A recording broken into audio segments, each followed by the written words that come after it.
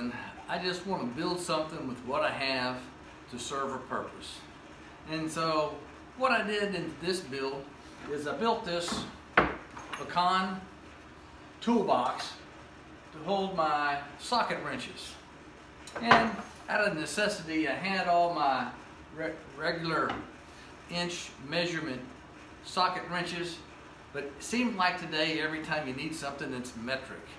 So I decided to build a box that would hold all of them at one time so I wouldn't have to go about looking for them. What I did is use all my pecan wood. This is the only piece I have left over. So I have just enough to build this box, so let me show you how we did it.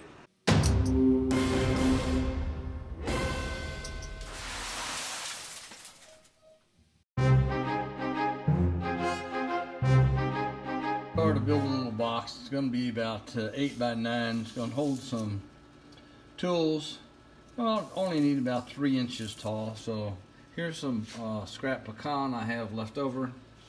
And so you can see I'm going to cut this piece and have a side, and I'm going to have to have this piece a little bit thicker, and I'm going to resaw this and be able to get an 8 by 9 out of that. And then this piece in the back,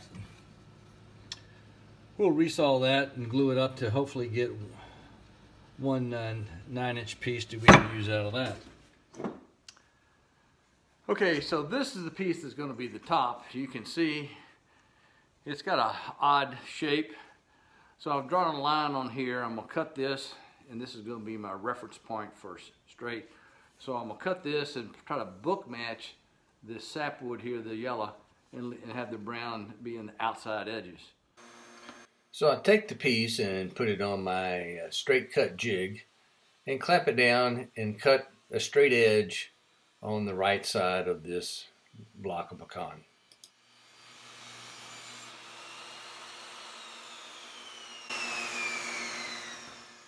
There we go, nice and flush, ready for the next step. Alright, so you can see this is the pith, the dead center of this board. That's why we're going to cut it right here along this board, along this line. We're going to cut away this part, and this is the part we're going to use, and we're going to book match this after it's resawed.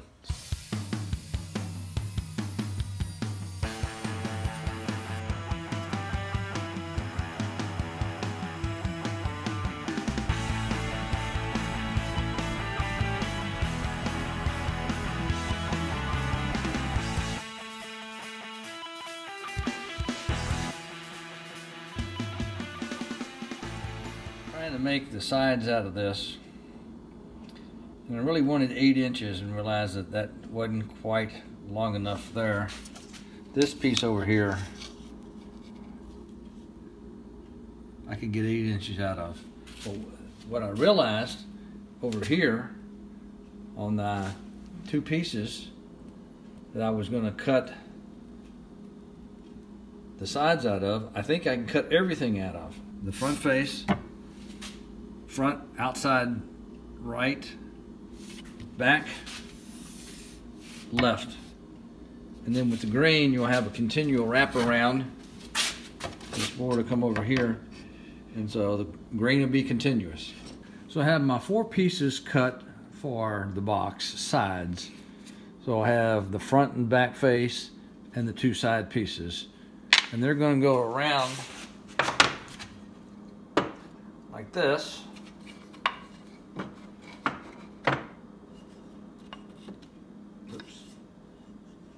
Back outside. So that's the concept. So now we've got to cut our rabbet joints on the sides. So I take my 4 sides over to the table saw and just cut rabbets on each end of them. Make sure that they all fit together nicely. So I got a little bit of a rough edge on the one rabbet cut, so I take my new shoulder plane and try it out and be able to get a nice smooth finish on all the rabbets for the shelf. And do a little measuring to make sure I got the right dimension for that to match up to the other side. So this edge is a little high.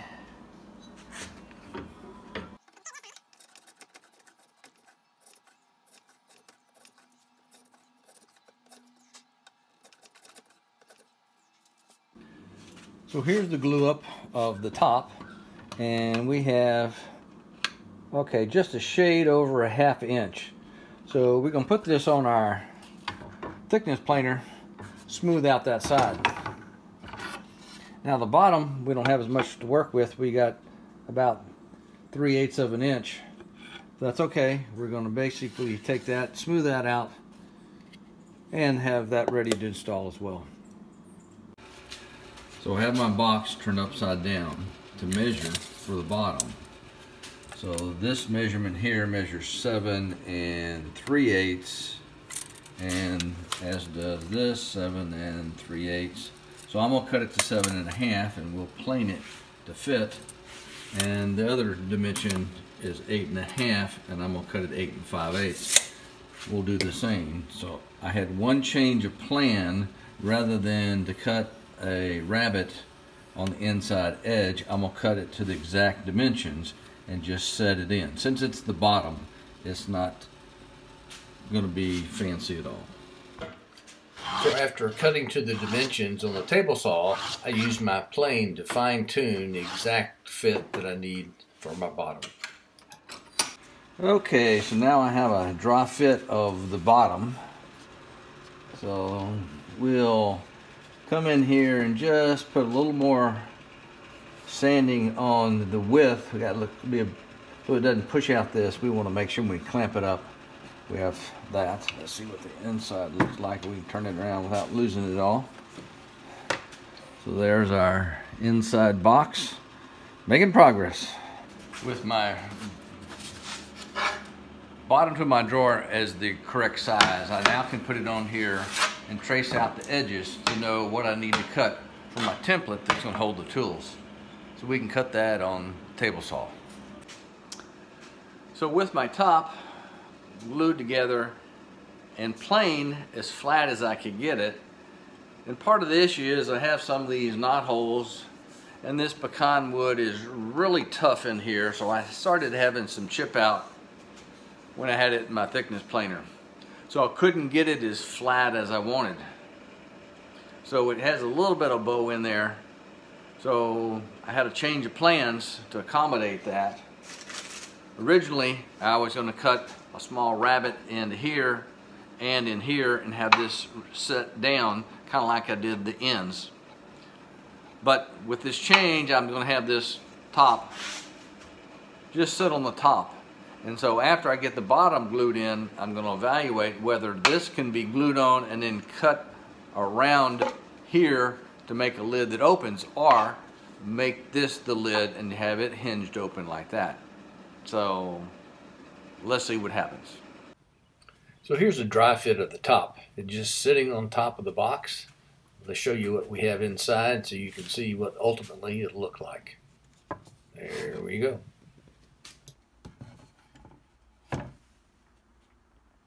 So instead of having my hinges on here, decided I'd make it in the back, and this would lift up like that. So this is how that looks. So this will represent the back wall, and this represents the lid, and it hinges like that. So you have these things here. So when I drill these guys into here, you have to drill it within 1/16 of the edge. It's got to be precise, and your holes have to line up. I wanted to practice first. Didn't want to make any mistakes, so I figured out what to do. Now let's see, do it in the actual box. Showing this in detail because this is important. I have a line that's 1/16 of an inch from the edge here. That's the closest I can get. I have the center line from there and here for my holes. And so with this being the line that's going to be drilled on, I'll mark the back side of that. And then the same thing over here, with this being the front edge, that's going to be the back edge. Since that's the width of the hole, that will look like that. Here are the hinges. 5mm around, little tiny little guys. You got to drill your holes very precisely. Let me show you how I'm doing this. 0.27. Okay, let's do a dry fit.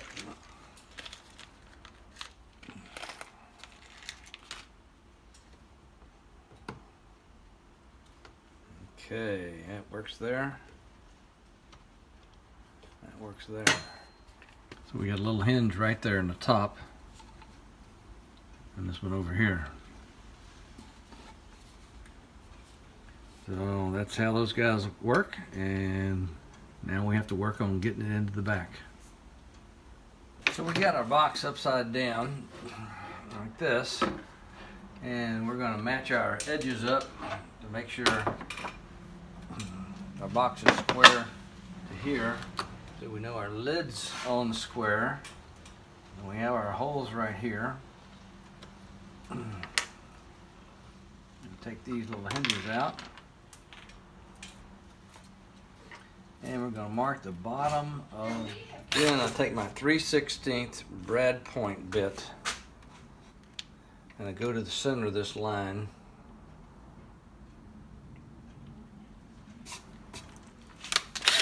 Change it to my actual drill bit that's going to be using for the hole. This one is 13/64, which is the closest measurement to 5 millimeters that I got. And we start this hole. So again, we're going to measure as we go to make sure we don't go too far. We're at 15 hundredths of an inch.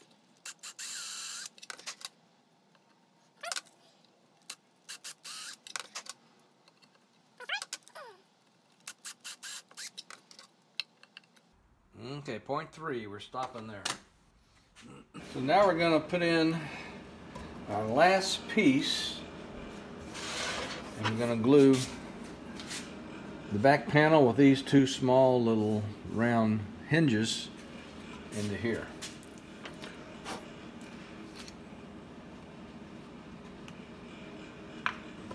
Probably the most important thing is not to glue your fingers in, since I'm going to have to be probably pushing this real close. I don't want to glue my fingers in.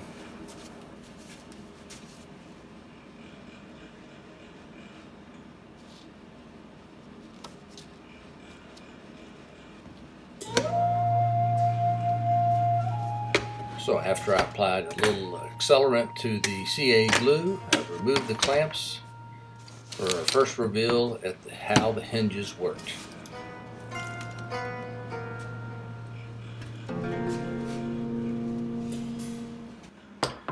Then I got a little teak oil and wiped a nice thick coat on it to get everything nice and coated, the top, the insides, outside, and my inside walnut frame for the holding. And then I set it aside to dry.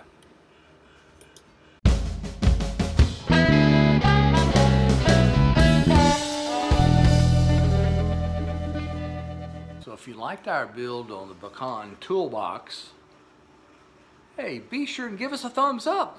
Hey, we worked really hard for it. Want to see more of our builds? Consider subscribing down below. And as usual, come back and see us real soon.